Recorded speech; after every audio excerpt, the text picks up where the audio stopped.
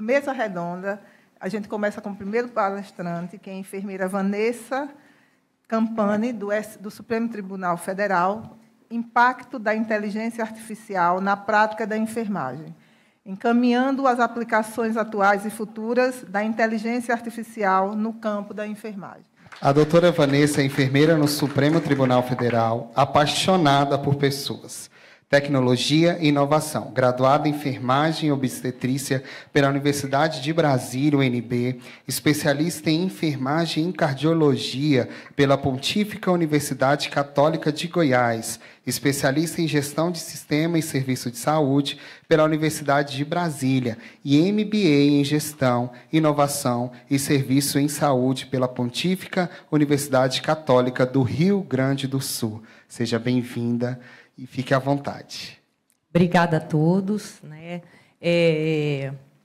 Assim, primeiro a gente tem que agradecer a disponibilidade de vocês estarem aqui até essa hora, né? E eu tenho que fazer um disclaimer aqui, né? Gente, eu não sou especialista em tecnologia e inovação. Eu sou uma enfermeira que gosta de tecnologia, né? Eu gosto mais de gente do que de tecnologia, tá? Mas, assim, não sei se eu tenho as respostas que a Ana Tereza procura, né? Porque quem teve a oportunidade de estar aqui de manhã, né, e ver a palestra do Francino, gente, muito interessante. Ele tocou vários pontos que ainda perpassam, né, a nossa sociedade. A desigualdade social, a dificuldade de acesso, o letramento em tecnologia, né? A própria disponibilidade física, né, de aparatos tecnológicos para que a gente possa se inserir nesse mundo digital. Mas a gente está nesse caminho, e esse caminho é sem volta, né? E eu ouvi de uma pessoa que eu gosto muito, eu amo muito, meu irmão, ele falou assim, o ChatGPT veio para emburrecer as pessoas. E eu discordo, gente, vamos lá. Um martelo. O martelo é uma tecnologia, concordam comigo? Então, o martelo, quando você usa ele para construir uma coisa, ele é uma tecnologia boa. Você vai construir um móvel, uma casa, né? Enfim. Mas e o assassino que usa o martelo? Uma coisa péssima, né? Terrível o meu exemplo. Mas, assim, o que eu quero salientar para vocês? O que faz a diferença na tecnologia, qualquer que seja ela o fogo, seja um telefone celular, seja uma inteligência artificial, são as pessoas que usam, né? Então, eu quero trazer aqui para vocês uma provocação e uma nova perspectiva, né? Então, a Iris me propôs esse tema, então já quero agradecer a Iris e uma média o convite, né? Que é isso aqui, impacto da inteligência artificial na prática da enfermagem, examinando as aplicações atuais e futuras no campo da enfermagem pela inteligência artificial. Eu preciso que você passe meu slide.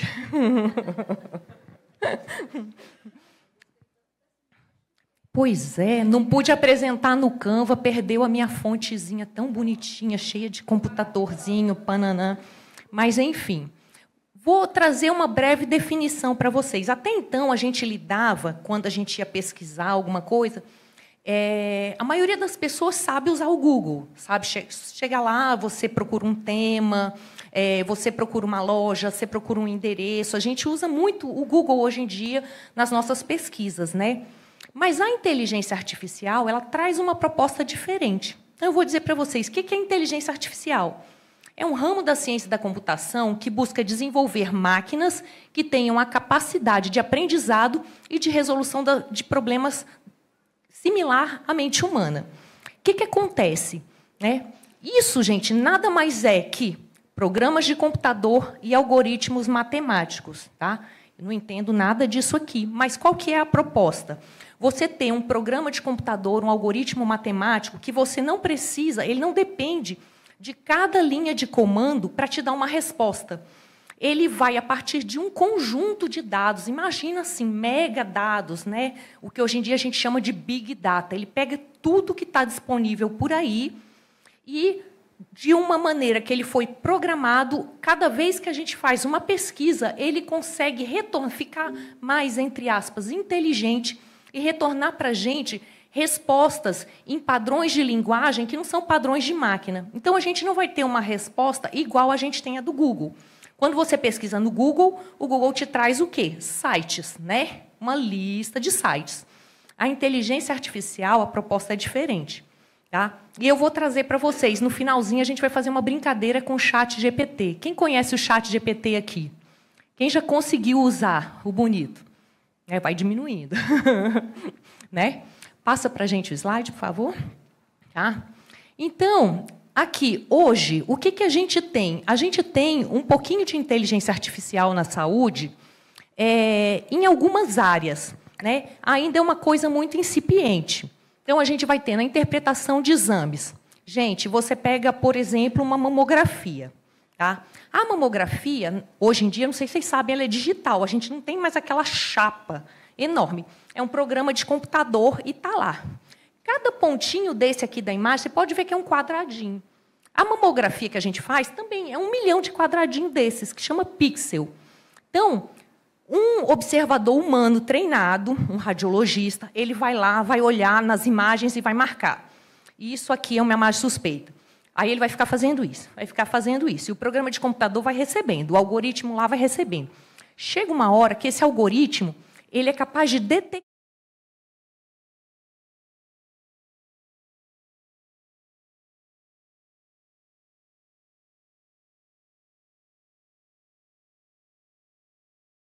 Tem um programa de computador, uma inteligência artificial, que chama Laura. Tá? Vamos ver um pouquinho sobre ela aqui. Um robô que salva vidas. Foi após uma triste experiência, a perda de uma filha recém-nascida, que o analista de sistemas Jackson Fressato teve a ideia de conceber um programa de inteligência artificial para evitar complicações e mortes no ambiente hospitalar. Só no Brasil são 230 mil óbitos por septicemia todo ano. E 55% dos pacientes perdem a vida por causa disso.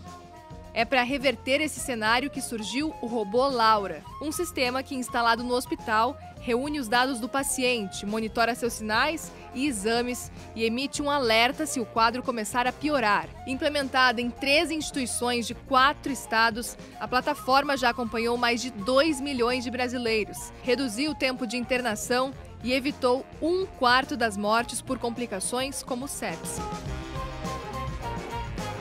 Bom, então, esse tipo de coisa, ele não é... Ele chamou de robô, mas, na verdade, ele é um programa de computador. Ele fica rodando junto com o prontuário eletrônico. Olha que suavidade a colocação dele. Infelizmente, não é a realidade do Brasil a gente ter prontuário eletrônico em todas as instituições de saúde.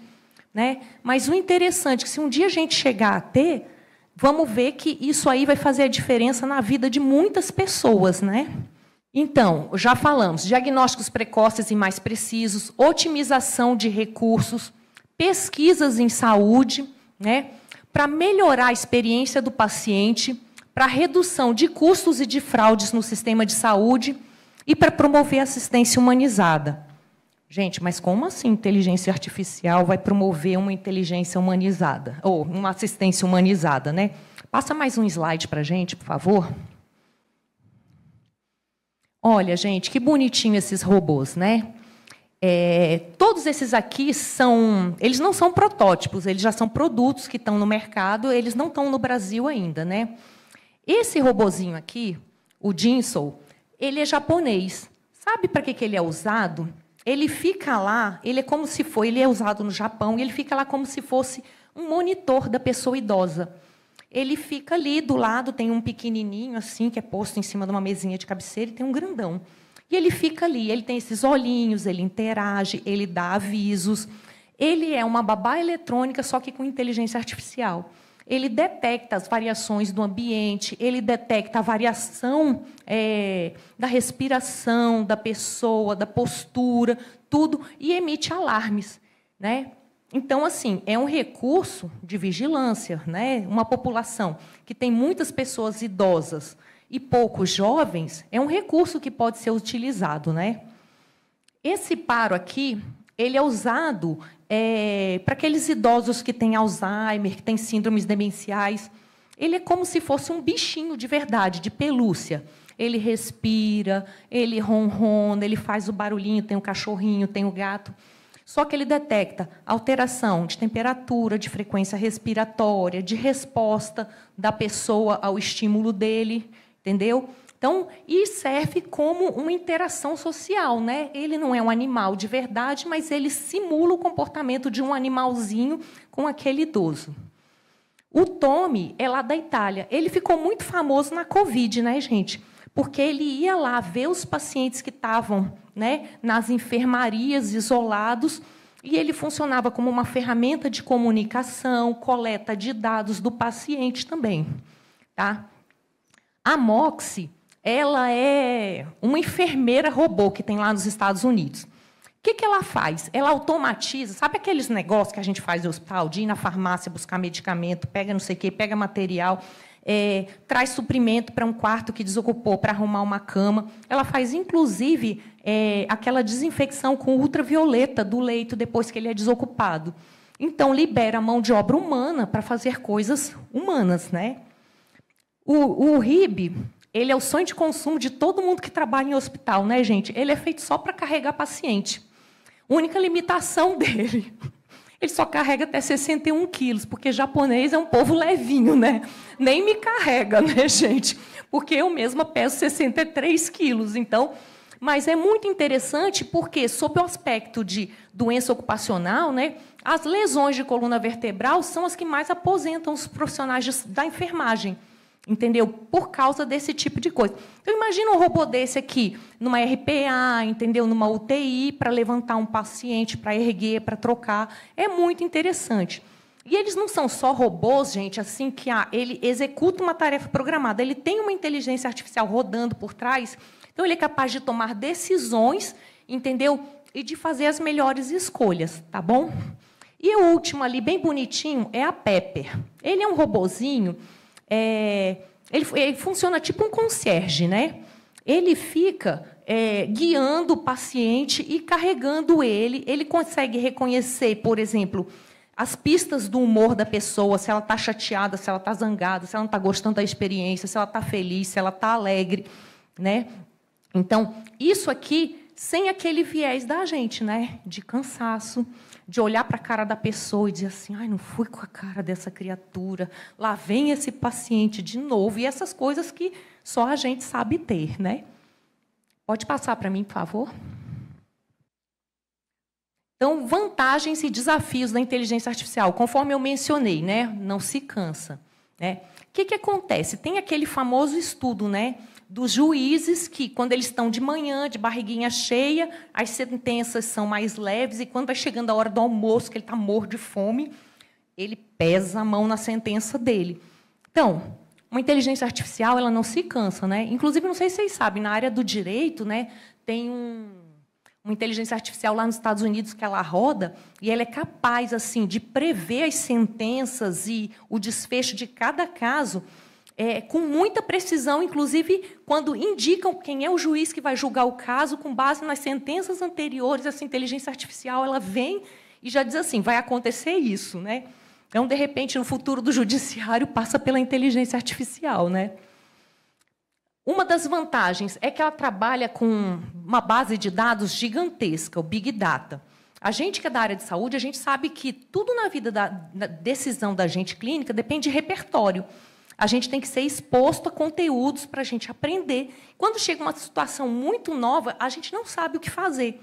A gente tem que ter alguém do lado que saiba o que fazer. No caso da inteligência artificial, ela consegue varrer uma quantidade gigante de dados sem ter esse problema, né? Os desafios. Privacidade e segurança dos dados. Gente, está aí a LGPD, que não consegue conter, né, a sangria do que acontece com os dados da gente. E a gente entra nas questões éticas e nas questões legais, né? As questões éticas, né? Vamos supor, se tem um erro diagnóstico, quem que vai ser, por exemplo, responsabilizado civil criminalmente, né? E a quem vai ser imputada a culpa? Ao programador, à empresa, né? Ao hospital que está rodando aquela inteligência artificial. Então, a gente ainda tem um campo aí muito nebuloso pela frente para pensar sobre a inteligência artificial na área de saúde, né? Pode passar para a gente, por favor? E aí, gente, eu vou deixar aquele recadinho que é o mesmo que o Francino deixou. A empatia, né? Pode passar o slide. é o que nos torna humanos. Olha a mãozinha lá. Então, gente, não há... ele falou assim, tem enfermeiros cuidando de pacientes nos Estados Unidos. Não, eles estão prestando assistência, realizando procedimentos. Por quê? Por mais que uma inteligência artificial consiga perceber, detectar uma mudança de humor, uma coisa, ela não tem aquilo que a gente tem, que é o sentimento, que é a empatia. Então, a gente tem que pensar que isso aí, para substituir a nossa mão de obra, a gente precisa estar muito ruim no campo das soft skills, né? Então, a gente precisa, se você for um cara 100% técnico, não tiver nenhuma soft skill, você perde seu emprego para o robô, entendeu? Mas, se você for o cara das soft skills, não perde, tá bom? Pode passar. Essa parte aqui eu preciso da cola, gente. O que acontece? Eu trouxe aqui para vocês exemplos de aplicativos que já são aqui, ó, gente. Isso aqui, maio de 2023, isso aqui está tudo funcionando. Não que eu saiba usar, tá? O Bing, que é aquela ferramenta de pesquisa da Microsoft que nunca decolou, nunca suplantou o Google, ele agora está com o ChatGPT incorporado. Então, está uma maravilha, gente. O Bard ainda não está disponível no Brasil, mas ele usa, também é da Microsoft, ele usa também, é um sistema completo que vai fazer o gerenciamento, promete fazer o gerenciamento da sua vida, da sua agenda, fluxo de tarefa, tudo que você imaginar. O ChatGPT, que a gente vai brincar com ele um pouquinho daqui a pouco. O Chat PDF é um negócio muito legal, gente. Você baixa um PDF para ele, ele dá uma lidinha no negócio e faz um resumo para você bem inteligente. Naquele princípio 80-20, né? Os 20% que você precisa saber para dominar 80% do que está dentro daquele documento. Hoje em dia, a versão grátis dele só dá para 20 páginas, então os pesquisadores ainda não estão gostando disso, não. O Perplexity, ele é igual ao ChatGPT. Igual não, assim, a proposta dele é parecida, tá? Fazer essas pesquisas. Você tem esse Gama app, o que acontece? Vamos supor, você tem um paper de trabalho, e aí você quer fazer uma apresentação, igual essa minha aqui. Você simplesmente carrega o seu documento lá em Word, ou em Doc, ou em PDF, e ele faz a apresentação toda para você. Aí você só faz os ajustes e vai lá, entendeu? Esse Wiseone.io, ele é para leitura de textos complexos. Ele promete que vai melhorar a sua experiência de leitura. Ainda não usei, tá, gente? Depois, quem sabe, ano que vem eu usei e conto para vocês, né? Esse Umata.ai, o que ele faz? A proposta dele é ser para pesquisadores, tá? Ele faz sumário de textos, de pesquisas na internet e tudo, né? E responde a perguntas sobre documentos. Você carrega um documento dele, ele vai fazer um sumário e vai te responder, vai te dar respostas inteligentes sobre esse documento. Como se fosse, sei lá, como se você perguntasse para o seu professor, ele falasse, não, isso aqui é isso, não sei o quê, vai falar com as palavras dele. É muito legal. Esse Notion Soul, ele é muito bom para o pessoal que trabalha um pouco com a parte administrativa, né? Que ele é uma ferramenta de organização de tarefas e gestão de projetos. Então, você vai fazer uma coisa em grupo, você taca tudo lá. É documento, é slide, é paper de trabalho, é agenda, é tudo, e ele organiza tudo. Entendeu?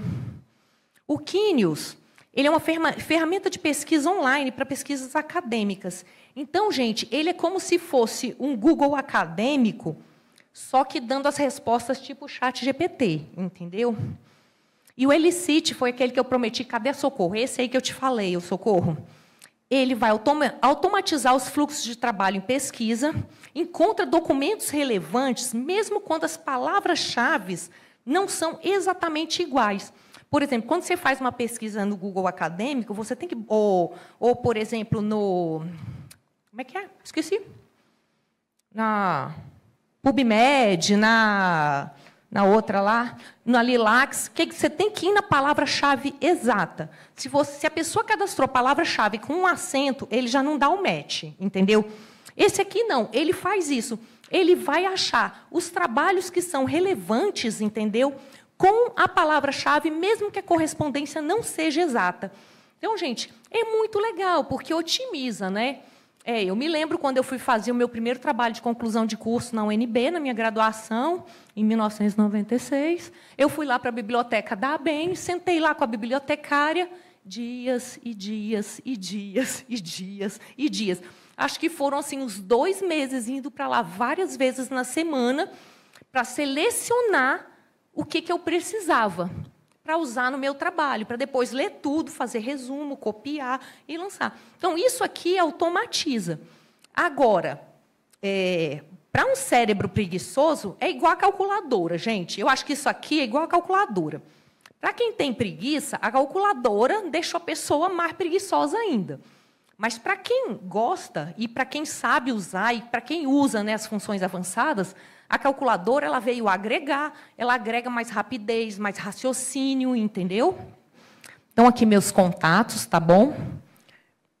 Apesar do meu nome ser difícil, tem muita gente que me conhece, estou lá no grupo também, se for difícil, pode passar. Tá? E é isso que eu queria trazer para vocês, gente. Mais a nível de curiosidade, quais são as possibilidades que a gente tem no futuro, né? A gente tenta imaginar, né, como o Francino disse, vamos passar férias em Marte, né?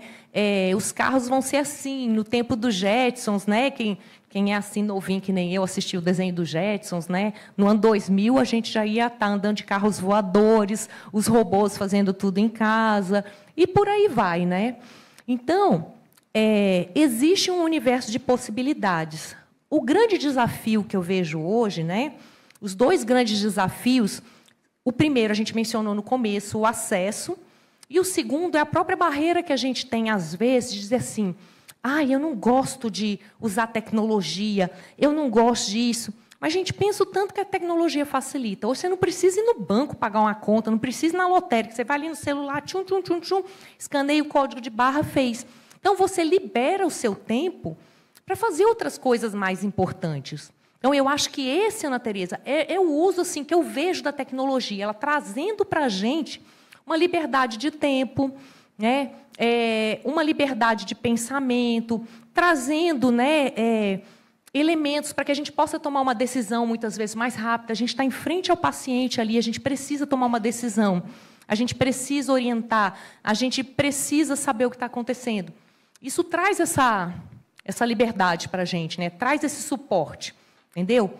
Mas não adianta se a gente não tiver a base, gente. Aí, né, a gente vai ficar lá, sei lá, igual como fosse, por exemplo, um ratinho apertando um botão. Não vai resolver.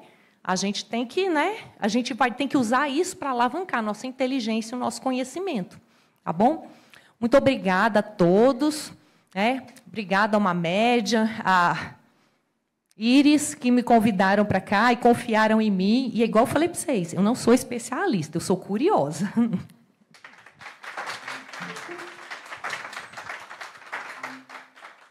A gente agradece.